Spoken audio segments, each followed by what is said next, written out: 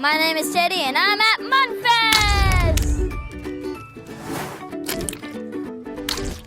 It's our annual festival here at Louisiana Children's Museum where we celebrate our connection with mud here in South Louisiana. A big opportunity for young kids and kids at heart to get in a huge pile of mud and just really experience what outdoor play is like.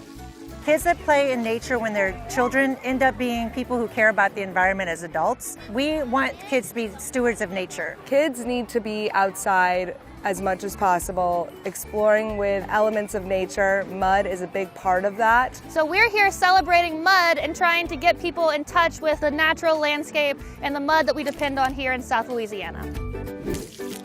Children are capable. That's one of our tenets in our Reggio Emilia approach to childhood education, so that's actually number one for us. The Louisiana Children's Museum has done a great job of not only bringing this fun activity for kids to do, but also introducing them to concepts to help them learn. There's some great partners here where you can learn more about STEM, science, technology, engineering, mathematics. Today we have some levee building activities, and we also have some excavators, just seeing them use the remote control and take charge. It's fun to create with the mud. Make little buildings, reservoirs, knock them down when you're done with them. Since we're a state that has very little bedrock, we really depend on mud to build up our coastlines and to give us all of the wonderful food and flora and faunas that we rely on here in Louisiana.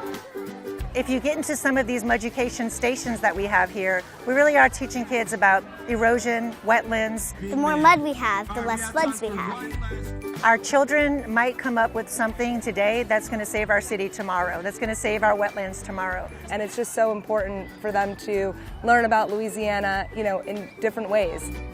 Mud and nature is part of that. Storytelling and dancing and singing, and the kids just love that. I used to do this as a kid, and my toddler just made this. Definitely going to be up on our wall when we get home.